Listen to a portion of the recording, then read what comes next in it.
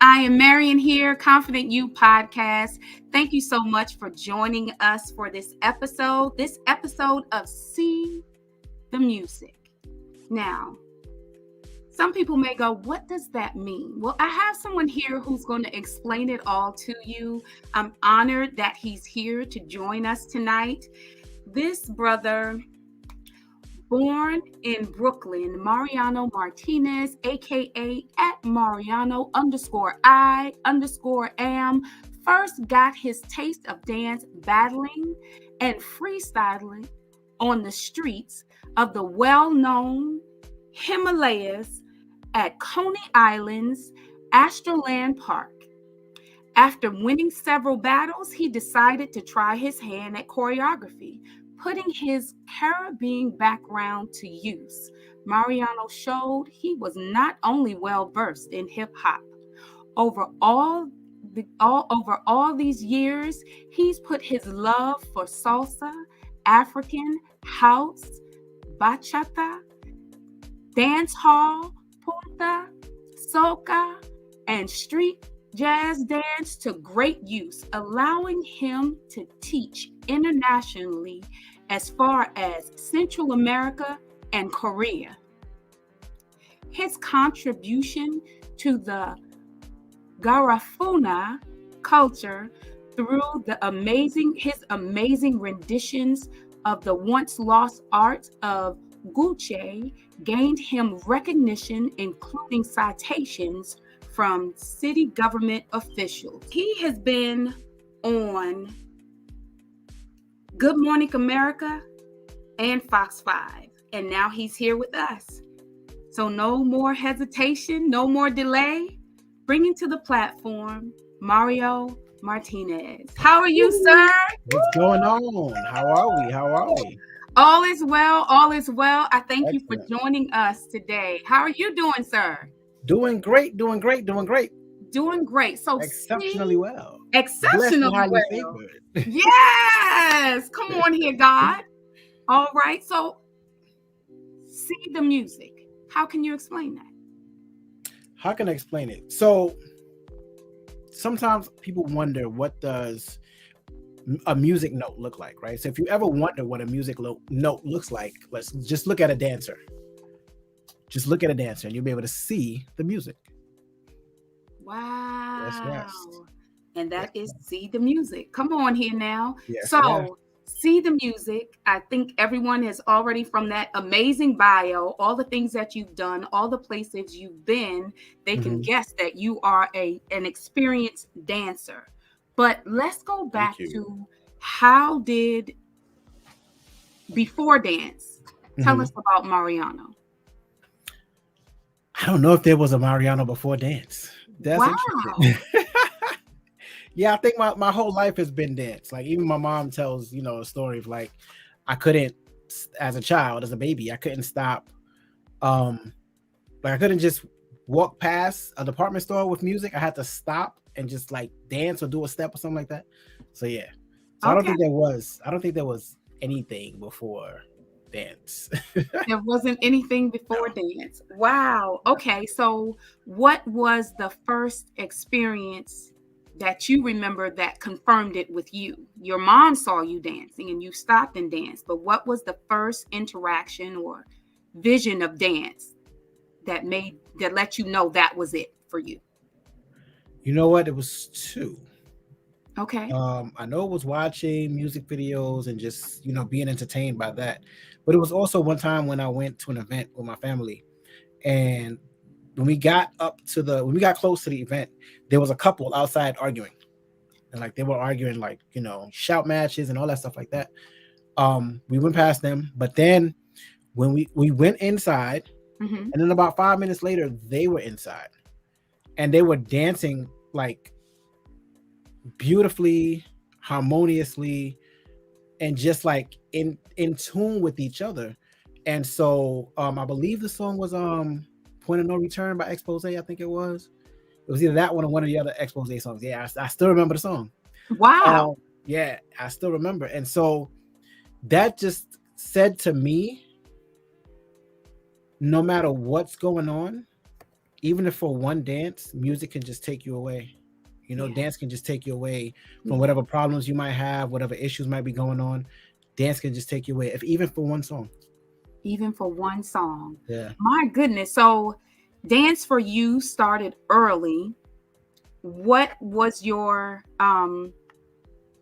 first exposure? Like, when was your first display of dance and what were you doing?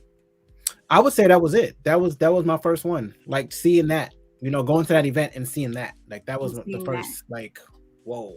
And it was, in front of me. Like they looked like professional dancers, and they might have been, Okay. yeah, but they looked really like, I mean, they had the steps and they were moving and everything. It was just beautiful. All Yeah. right. All right. I Yeah. guess it for me, I guess, well, no, I can equate it to dance, but it would be more like something like synchronized swimming. They were just moving as one. As one. Exactly. They were moving as one. Yep. That's crazy because outside it was just one team against the other team, and at inside they were moving as one As united. one. Yep. Wow. Okay. Yep. Okay. So how did you pursue your desire for dance? So I pursued my desire. I continued to go to, like, it was four of us. As a matter of fact, it was two brothers that lived upstairs, and my older brother and myself, and we became like battle dancers at the Himalaya. We just like used to always go there in Coney Island, Astroland Park. There's there's still a ride. It's still there. I think the Himalaya is still there. And so the DJ plays this loud music, everybody gets on a ride, and then the people that's in the middle on the street, they just, either start dance, whatever like that. So that was like battleground. And so from then on, like I just started dancing more and more. And I was always like a freestyle street dancer back Okay. then. Yeah. Okay. You said back Mhm. then. So where Mhm. did it take you from the street to where? To choreographing in college. How did that come about? So, okay. So when I was in college, there was a group called Rising Stars. I think that group is gone now. There was a group called Rising Stars, and I had heard about them, but I really didn't know exactly what it was about. Then they had a show. They had a show. It was probably, let me see, maybe in March of that year. Mhm. And so I decided I'm going to go to the show. I'm just going to sit in the audience and go watch the show. When I saw what they had done, like it was just fire, like everything, the whole show. So I said, okay, I'm going to be in this next year, right? Following year comes, and I'm like, I'm going to be in that group next year, the dance group that was a part of it. So I was like, I'm going to be in that group next year and this and that. I get into to Rising Stars the following year. We getting ready for the show, and the choreographer that was there the year prior was a no-show. Like he was not doing it that year, and there was no dance group or anything. And so I was like, wow, like I came here to be a part of this group, and now there's no group, but people knew that I could dance. So they're like, why don't you come up with some stuff? Why don't you come up with choreography, this and that? And I'm like, it's different, Street dancing and just freestyle is different than Right. having to come up with a sequence of moves and having it to be repetitious and then teach it, right? So that's a whole different thing. Because you But I got to found memorize it and and do it and exactly memorize that it and way. do it. Yes, exactly. All of that, exactly, and make sure it's on point because now it's set in stone what the moves are going to be because Right. it's no longer freestyle. You know? That's the Yeah, difference. yeah, That's the difference. So how yeah. did that come off? So it came off great. Everybody loved it. We did that year we did, it was like choreography and modeling all in that combined. Okay. Yeah. So that's how we did it. So we did a segment of like we had the chorus and a verse, and then the next verse it would be like fashion, and then it would break back into the chorus, and the dance would be back on. It was yeah. It was really Okay. yeah. Okay. Yeah. So moving from there, how do we get to today? Bridge us from there to what you're doing today. From there, I went on to choreograph for Quinceañeras and Sweet 16s. Now that I'm starting to choreograph and everything like that, we even started a dance program, not even a dance program, a dance club at Mega Everest College. I think we were probably the first ones that had a dance club there. There was another group, but we started the club for like regular, hip hop, street dance, modern, those kind of styles. There was an African dance group there. So, but we started the modern styles. From there, my dance partner and I, Denise, went on to doing quinceañeras and sweet 16s. Right. And so the quinceañeras and sweet 16s, first I started off with one for my cousin. And then the second one, when we were doing it, it was for 16 girls and 16 guys. They were part of the court, 32. So I'm like, I'm not doing this by myself. The first one that I had done for my cousin, there was 8 girls, 8 guys. We were good. I was fine with that. And then her sister, my other cousin, helped as well. So it was her and I that was helping with that one. The next one, like I said, 16 girls and 16 guys, and it was like, yo. So I'm like, Denise, help me with this. So when I saw what she had choreographed for the girls, I was like, oh, I got to step it up for the guys. So we did it 15 seconds from the commencement of the choreography. The guests were up in like, just in awe, like, oh my God, like screaming, cheering, all of that, because they had not seen anything of that caliber within our community. They hadn't seen anything of that caliber. So, wow. Yeah. So we took that. And then from there, like I remember about 3 girls approached us. They were like, my sister's Sweet 16 is next year. Or coming up in a few months. That's what it was. How much do you charge? And I was about to say, oh, we don't. Oh. Opportunity. There, yeah. Then we turned it into a business. We started turning into a side hustle. Mm-hmm. And then from there, it turned it into a business. Wow. Yeah. Okay. So with you doing that, mm-hmm. How did that, you started doing that how long ago? Like when did that start? Because you said college you started. Yeah. So how long ago has it been since you started doing choreography, dance? It's been about 20 years now. About 20 so I want to say, yeah. So I want to say, let me see. 2001. 99, 2001. In there.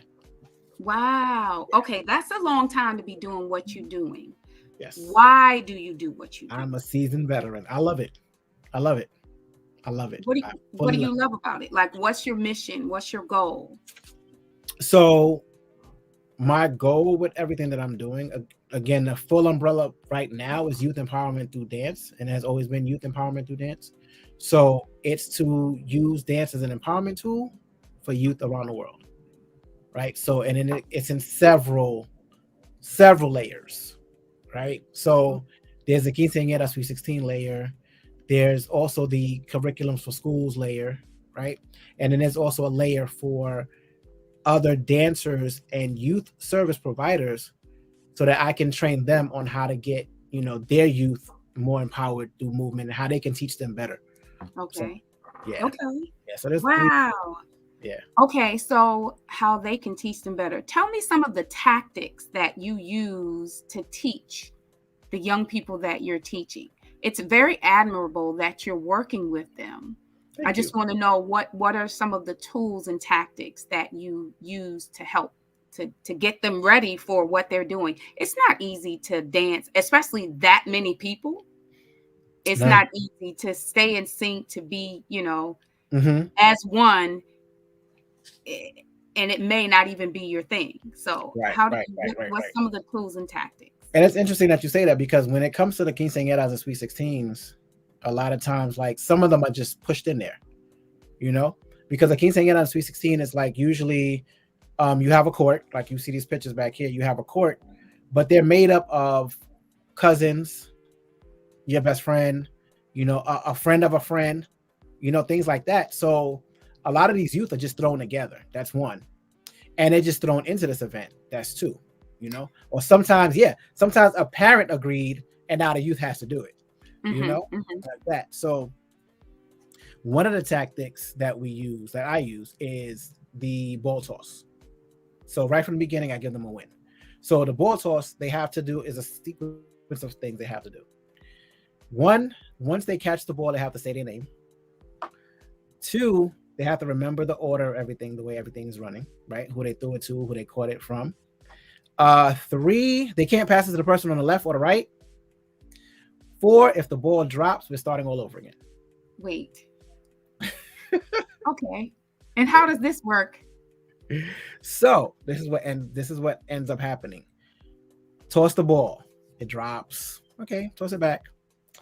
Toss the ball. Get around 2, 3 people. It falls. Okay, toss it back. Toss the ball. It gets around maybe 4 of them, 5, drops. Okay, start over. Toss the ball. By the time we're done, and then sometimes they get frustrated, this and that, but we always get the ball around. Always. Mm-hmm. Always. Mm-hmm. Right? Mm-hmm. And one of the things is, no matter how long it takes, we're going to do it. Right? So by the end of it, they get the ball going around. Boom. Right then and there, they already know, oh, wow, we can actually get this done. Yeah, you can actually get this done. Right? With the right guidance and the right coaching, yeah, you can get this done. Right? So that's the first one. Then we toss the same ball. Yes. Because not only can they get it done, they can get it done together. You're telling me that some of these kids don't know each other. Nope. Some of these kids aren't dancers. Nope.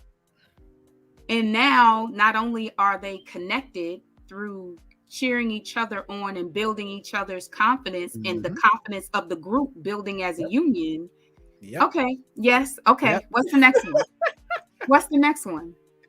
So from there, the next part of the same ball toss, what we do is once they get it going around once and done, then now you have to say the name of the person you're tossing it to. So the fact that we went around and around and trying to get this thing, you know what I'm saying? They started picking up each other's names. Right. So now they know each other even more. Now, some of them, of course, don't remember the name of the person they threw it to. So now they have to ask. Right. So like sometimes they're like, well, I don't know their name. So what do you have to do? What's your name? Yes. That's simple. Social skills. That's it. That is definitely social skills to carry through your life. That you would be amazed how many adults don't feel comfortable just asking simple questions that are simple to others, but it's in their mind, it's a big deal. Right. It just makes them uncomfortable for some reason. So just those skills alone, being able to say who you are, because if you're the person asked the question, you need to be able to present yourself. Yes. So okay. Yes. Okay. Yes. Then after that, once the ball goes around, after we say the person's name, then that goes around, they get it, boom, clapping it up. Okay, one more go around. We go around, then I throw in another ball. that one they're not expecting, but they're like, oh my God. So it's like, what do you do in a situation where something is just thrown at you and you have to get it done? Do you complain about it? Do you cry about it? Do you know what I'm saying, pout about it? Or do you just get it done? Just get it done. Life skills. Yeah, just get it done. Life skills. And all of this by standing in a circle tossing a ball. Mm-hmm. They haven't started dancing. Nope. And you built all of that. Yes. Okay. Yes. But that alone, right there, they already know that they got to win. They already won from the very beginning. Yes. They already won. Definitely. Like we conquered that. We're going to get the rest of this. That's amazing that you would use something that's not dance to get them prepared and to make that foundation concrete. Yes. When they start to dance. Yes. That's awesome. Yes. So what do you do with people that aren't really dancers? So with all of them, what I do is figure out what their skills are, right? Okay. And what they shine at, what they're good at. And this is done every day that we have rehearsal, every time that we have rehearsal, usually on the weekends. But at every rehearsal, what I do is, especially from day one, I create a warm-up that allows me to see what they can do. Okay. Right? Okay. So now I'm doing different stretches, I'm doing different movements, things like that, and I'm watching and seeing what they can do. Okay. From that alone, it lets me know, okay, I can choreograph at this level, or maybe I have to, scale it down, or maybe I have to split this group up with certain people, because these 6 that I saw can really, really, really shine. These 5 might not, you know what I mean? X, Y, and Z, but I still make it to where they all look good and they all shine. Yes. Yeah. Yeah. Oh, that's good. Finding the level that they're on and letting them shine on that level is awesome. So what is the most, I don't want to say extravagant. I'm at a loss for words, but what is the most unique way that you have incorporated someone's personality into the dance? Because the dance wasn't them, but you saw something else in them that could shine through the dance, the choreography. So a lot of when I do the choreo with them, there's nothing really set in stone. Okay. There's nothing really set in stone. So I pull from how they look doing it, how they look moving, what they might be able to do really well. You know what I mean? Even sometimes at the very beginning, prior to even the ball toss, when we do like the first meet and greet, I'll just play music and just see how they move. You know, and it's not even, they don't even have to like move to the music. It's just, oh, how do they talking, how they moving, you know, things like that. Okay, I can add all of the swag into the choreo. Really? Yeah. Like what? Yeah. What specific? Yeah, just same thing, just moving. They're here, they're there, boom. Oh yeah. If you can do this, we can turn that into a 5, 6, 7, 8. Let me find out. Yeah. So okay. Yeah. So I always watch, okay, what can they do? What can they, you know, things like that. And don't get me wrong, there's some of them that are quote unquote introverts. Well, I call them the Michael Jackson, Janet Jackson syndromes, where it's like you have the people who are really like, if you ever listen to Michael Jackson and a Janet Jackson interview, it's like you're gonna hear them, well, you know, yeah, and well, you know, when they get on stage, it's like a completely different beast. Yeah, that's a beast. You know? Yeah. So even in that, it's like, okay, let me work with your alter ego. Let me teach you what an alter ego is. You can be shy, but who's going to perform that day? What are they going to look like? How are they going to show up? Okay. Yeah. Okay. Yes, you are seriously teaching life skills, because that is definitely what you need to get through life. So you work with the kids. You have your company, J-Dove Productions, that does the quinceañeras, yes, and the Sweet 16s. You also have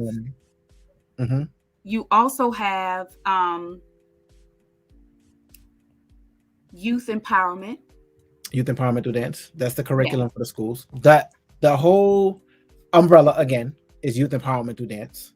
Okay. Yeah, and underneath that umbrella, you have the quinceañeras and the Sweet 16s. You have the DIY courses for the quinceañeras who want to be able to do their own choreography. You have the second level to that for dance and choreographers that want to come in, and the quinceañeras, Sweet 16s participants who want to learn and do choreography at a larger scale and make money doing that. And then you also have the curriculums. I have the curriculums for the schools and the nonprofits as well. Okay. So you've been doing this for 20 years. The kids that you're helping now, wait, there's something, that's what it is that I'm forgetting. You have a podcast. What do you do on that podcast, and how did that start? So the podcast, I had what I call a soft podcast back in like 2021. I didn't even know it was podcasting. I was just like, yo, let's get on, you know, let me catch up with y'all. So the people catch up with who? With the ones who were in quinceañeras and Sweet 16s with me back in the days, like the first, second group, the third group. I call them all the first generation. Have you had? We've done over 500, probably over 1,000 Sweet 16s and quinceañeras. Yeah. Okay. Over the years. Yep. Proceed. Yeah. Yes. So I wanted to catch up with those who were in quinceañeras and Sweet 16s and are now, you know, doing either entrepreneurship endeavors, have graduated from high school, have graduated from college, are in their businesses, starting businesses, becoming DJs, musicians, rappers, artists, dancers, chefs, videographers, photographers, actors. Who else? What else do we have in here? We have people that do decor. We also have one who does. He has like his own comic book series. So yeah, that's a lot. And I want to catch up with them. So in 2021, I did a podcast called Phase 2. So I still have those. And so now what I'm doing is interviewing the those who were with me, and then also other dance and choreographers and youth as well. So the podcast is called Youth Empowerment Through Dance Podcast. But it was too long. So Youth Empowerment, capital T, Dance Podcast. Yeah. Youth Empowerment T Dance Podcast. Yeah. And that you can find that on Instagram, and we're on YouTube as well. Okay, so in catching up with them, how do they attribute what you did with them to what they have going on now? Oh man. Ooh. Many of them say that it was what they learned in Jada Productions that allowed them, one, to believe that they could do something on their own, have some, grow something on their own. Yeah. And two, to just have the confidence to believe in themselves. So yeah, they're credited back to Jada Productions. Yeah. All right. And so those parents, have you talked to any of those parents of those? There are some, yeah. There are some parents who are still around. There's some youth who are still around, but they're grown-ups now. And so their parents are still shocked. And sometimes when they see me, they're like, I still don't know how you got my child to perform like that. So I'm like, I have my ways. Yeah. As a parent, that confidence that you're able, getting help to instill confidence in your child is a great plus. So trust and believe those parents will forever be in love with you, your skill, your talent, your ability to invest in their child. It is, as a parent, you want to see your child's confidence build and grow so you can trust that as they go, they're secure in what they're doing. They're secure in themselves. And that's the biggest part of this whole thing. So I don't only teach them, within the Sweet 16s, right? Even the stuff that I do with the curriculums in the school, a lot of it is not just about the 5, 6, 7, 8. It's about time management. It's about punctuality. It's about team building. It's about knowing how to stay on task, even if there's somebody on the team that you don't get along with. Come on here. Yeah, it's about all of that. So that now when they show up, they're not only showing up for their performance, they're showing up for the performance called life. Definitely. Oh my goodness. So all of these skills that you're investing in them through dance, through your curriculum, because it's more than, well, no, it's dance. It's all the things that you need to be able to successfully execute what it is you're choreographing. Absolutely. So through dance, what is it when you were a child? What in you made you know that you needed to help them with these components? Okay. So I know that for me, and mainly, like, I started off with my culture first, right? Which was the Garifuna, which is the Garifuna culture. I knew that there was so much more than we could do, especially on the weekends.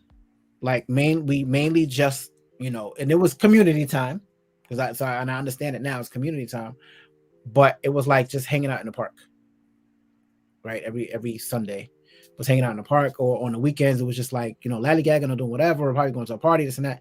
And it was like, there's so much more that we can do, right? There's so much more that we can do. And I knew that for myself. And even like growing up, like I always knew that I wanted to do more, and that I wanted to figure out how to get heard and how to be understood. And so I figured to myself and thought to myself, maybe there are others who are trying to figure out what they want to do and trying to figure out how they can be understood. So, it became this entire me not just doing one or two quinceañeras and sweet 16s. I started realizing what I was doing was the two things that I loved, which was positively impacting the youth and dancing. Right. So this was like a no-brainer. I got to keep doing this. Let's keep going, you know? And so it was always a matter of give them a voice. Yes. Figure out how to give them a voice. Yes. Figure out how to get them seen and heard. And if they cannot be heard because they don't know how to articulate it verbally, let them articulate it through movement. Yeah. Wow. Yeah. So help them articulate, help them be seen and be heard. So as a child, were there any confident challenges that you had to overcome? I would say, yeah. I knew that I was, quote unquote, like different. I wasn't the norm. I wasn't the one that was gonna, you know, I'm growing up in the hood, right? But it's like all the hood stuff didn't make sense to me. Wow. It didn't make sense to me. Okay. Hanging out for no reason for me didn't make sense to me. Mm-hmm. You know, things like that. And then also there was something that just slipped my mind, but those things did not, you know, make sense to me. And I knew that there was something greater. There was more to do. There was something bigger, you know? Yes. Even me with the things that I used to even tell my parents when I was younger, they were always like, how does he know that? Yeah. And I always, and that was part of the fight with making sure that other youth were heard and seen and have people understand that these children come into this world, one, as gifts for us, two, to challenge us and bring us back to our youth, three, to question if what we're doing in our adulthood is actually what we should be doing and actually what we wanted to do and actually why we came. Okay. This is why they're always asking why. And we get upset sometimes. It's like, oh, just you know, it's because da da da. And it's like, I love when youth ask me why, because it allows me to question or go find the answer. Now it makes me smarter. Come on here. Yeah. So I love it. So, but for me, when I was younger, like sometimes when I was younger, like my parents understood as I got a little bit older, maybe about 9, 10, it's like, okay, something is up with this kid. We can't question him. And he's saying stuff for some reason, because I remember there was a time when we got this new light bulb, this new lamp, right? Mm-hmm. And we got a new lamp, and my father was trying to put the lampshade on the lamp, and he couldn't figure it out. My mother couldn't figure it out because they were used to the lampshade that had the poles on the side and it clamped, and you had to just screw it on the top. This one, I'm looking at it, and as they're trying to figure it out, I'm just looking at it, and I'm like, oh, I think I know what to do.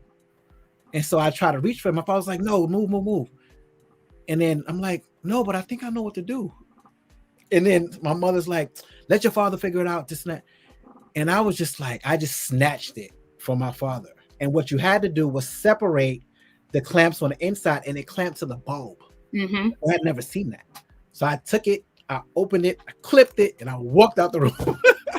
You better walk quick, because you also said you snatched from your father. I snatched it out of my father's hand. Listen. And they were just like, the problem was solved. Huh? The problem was solved. The problem was solved. And they realized, like, okay, he did it out of anger. He did try to tell us how to do it several times. And it was like, y'all not listening to me. So yeah, I was like, clip. I walked out. So you want them to be seen and you want them to be heard. Yeah. So J Dove, where do you get the name of your company from? That's very unique. Thank you. So many years back. A colleague of mine in college, I told him, I wanted to rename the company. And I was trying to figure out a name for the choreography company, Sweet 16s and all that stuff like that. And he was like J Dove. And I was like, huh? He was like J Dove. I said, explain it. So he's like a dove, right? A dove represents a messenger of peace. And it's, serenity, peace, all the qualities of a dove. And he's like, you embody that. You embody all of those things, all those qualities of a dove. And he's like, and we call you Junior, so that's where the J Dove came. And I was like, oh, all right, J Dove Productions. All right, cool. I like it. And that was it. I was just like, I like it. Then I get into another, like a group, a mastermind group. And at this point, we're developing like business and business tactics and all that stuff like that. And I told him, and then I was like, oh, I do quinceañeras the Sweet 16s, but I add more stuff into it, so it's just not dancing. I do youth empowerment work, so I make sure that I add in punctuality, I add in time management, I make sure they get along with each other, I let them see what their possibilities are for the future and things like that. So I prepare them for this. And one of the ladies in there, she was like, that sounds like a ministry. And I was like, huh? Church? Ministry? Nah, we just dancing. I'm like, nah. No ministry. Me? No. Okay. We just dancing. Right? Flash forward several years later when I hear Bishop T.D. Jakes talking about a dove and the qualities of a dove and a messenger of peace. And I'm like, oh. Yeah. Then I started seeing and like getting the thank yous from youth in the Sweet 16s who even tried to challenge me when they were younger and didn't understand what I was doing. As they got older, they came back and was like, yo, thank you. Like, huh? I didn't understand what you were doing back then, but I get it now. Thank you. And I'm like, oh, this was a ministry. Yeah. Yeah. So it is. And I accepted it. I accepted that this is a ministry. Maybe about 3-4 years ago, and fell in love with the logo and everything. Yeah, I need you to show that logo just a little bit more. Yes. You lift that up so they can see. Yes. And what I want them to do is soar to greater heights, and that's the tagline. Soar to greater heights. Yep, soaring to greater heights. My goodness, we gotta get to a high level. All of us need to get to the highest level that we can possibly be. And that is self-actualization. Like, what is the highest, you know what I'm saying, that we can get to? And all of us can reach it. There's just things, roadblocks that are in our way, purposely put in our way so that we don't get to the highest level that we can be. And it's like, if I can teach this to young children, that they're born on purpose and they're here with a purpose and they are purpose, they're going to be unstoppable. So, yeah. Definitely. And then you also have a program where you teach youth for free in New York. On Saturdays, my Saturday program here in New York City. It's a free Saturday program. We meet every morning, every Saturday morning from 11 a.m. to 3 p.m. So that program is free. We do everything from hip hop, street jazz, Afrobeat, African liturgical, lyrical. And then we also do photo shoots, video shoots, and stuff like that as well with them. Yeah. Anything that's going to have them being a highlight. And that is the gold logo. Wait a minute. Somebody with a gold logo. A gold J-Dove. Yes. You only get a gold J-Dove if you're in the dance academy. That's the only way to get the gold one. That's the only way to get the gold one. So I want you to explain to everyone what all of these colors mean, because you expressed what the gold one means, but you have different colored logos. Explain.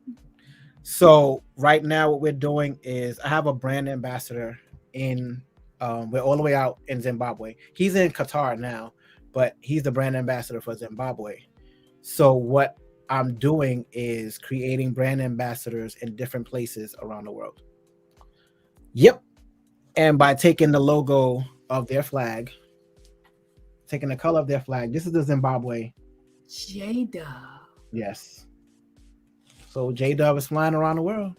This bird is flying around the world. This dove is spreading a message of peace and hope and serenity and joy around the world. How does that feel? That came through you. Yeah. It came through God. I'm just a vessel. It came through God. I'm just a vessel.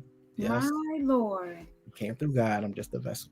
So, who would you like to collaborate with? Let's talk future. In the future, like, Ooh. who is on your list? Give me your top 3 I would love to collaborate with. Oh my gosh.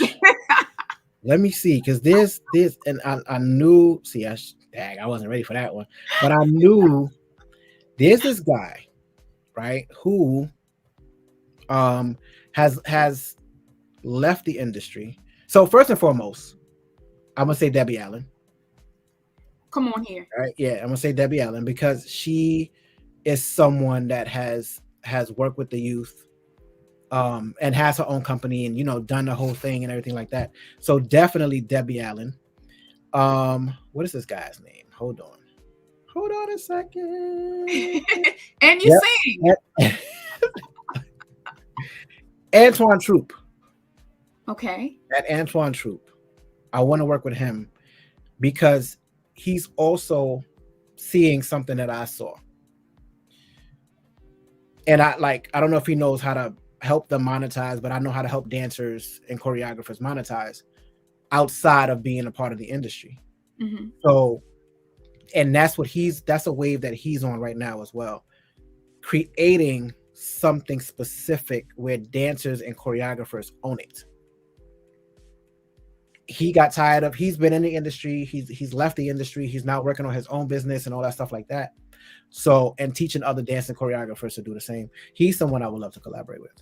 Okay. One more. Yes. Who else? We got Debbie Allen, we got Antoine Troop.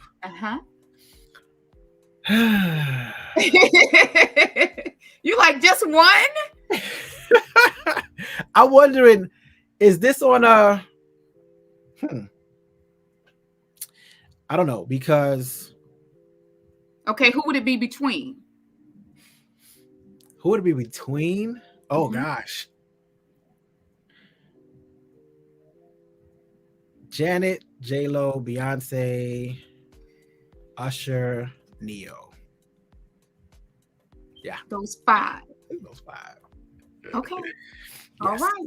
All right. So you would want to Go ahead. dance with their choreographer, or you would want to be on the team of choreographers? I would want to be on a team of choreographers. You know what? I'm going to be bold, real quick.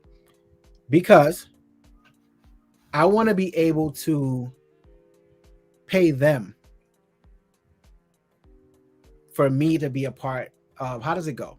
So put it this way, me to create an event, I pay them, they're in the event, I choreograph it, and that's me, the whole shebang. Okay. Yes. So you just said exactly, because I was going to say, what do you see in the future? So that's your future. Ooh, thank you. And that's see, and the whole thing is like, and I know that might sound crazy to some people, but somebody has to pay these artists, right? Somebody's paying these artists to do these events, to show up here, to show up there. And yes, as a dancer choreographer, there is a way for us to make enough money to pay them. Yes. Come on. Hey. Yeah. Yes, absolutely. Oh my goodness. Mariano, it has been an honor and a privilege to have you here with us tonight. I just want you to share with the people anything else you want them to know about you and what you do. Okay, great. What's going on, guys? So you can tap in with me at JDuff Productions on Instagram, and you can click the link in the bio. There you will find my ebook for dancers and choreographers who want to be able to, it's called Money Strategies for Dancers and Choreographers. All right. Or you can go to Money Strategies for Dancers and Choreographers.com. If you're looking to monetize your art, click that link, get the ebook. Somebody's making money off of your skills. It might as well be you. Second, if y'all want some services, Quinceañera Sweet 16 services. Remember, all of this again is under the umbrella of youth empowerment through dance, empowering the youth in different ways. And this means I need to empower the mothers and the fathers in this as well. If you need Quinceañera Sweet 16 services, you can go to Dance My Sweet 16. So it's Dance My Sweet, the number 16.com. Or you can just click the link in the bio. We have a DIY where you can do it yourself by buying the course, so you can learn how to do the choreography yourself, listen to music from a choreographic perspective, and then break everything down. That also comes with coaching. Or if you want us to do the services for you, you can hire us as well. Dancers and choreographers and those who jumped in for the first course, if you want to take it a step further and make money in this $31 billion a year industry, yes, $31 billion a year for Quinceañeras and Sweet 16s, then you can go into the courses, click the link, and tap in. Also, that comes with coaching. Schools, because like I said, I have a curriculum for schools, nonprofits, and youth organizations as well. If you're looking to beef up your curriculum, your culminating events, it also comes with SEL, social emotional learning, into the curriculum.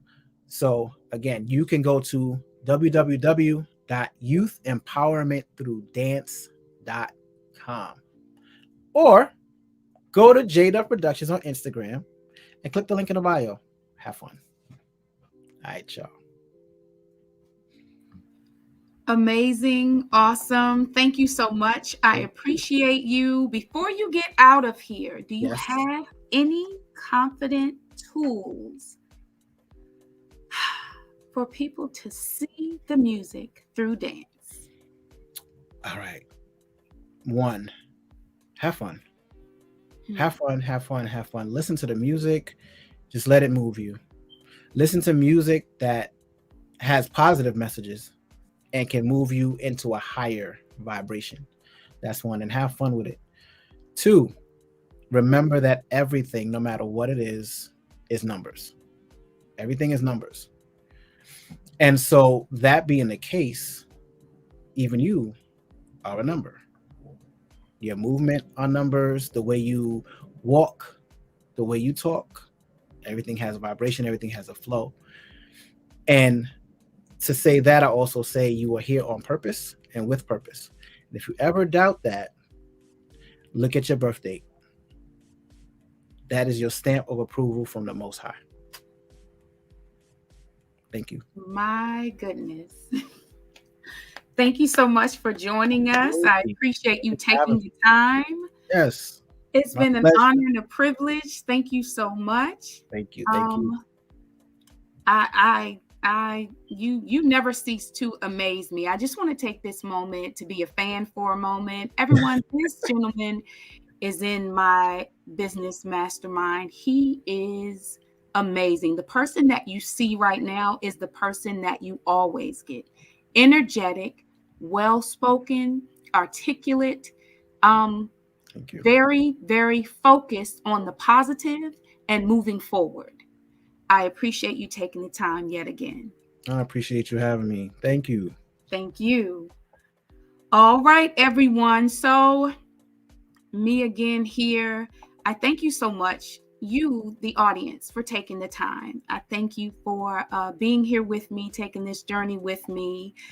Please make sure you follow me on Instagram and Facebook, and you like, share, and subscribe to my channel, Confident You Podcast. See you next time.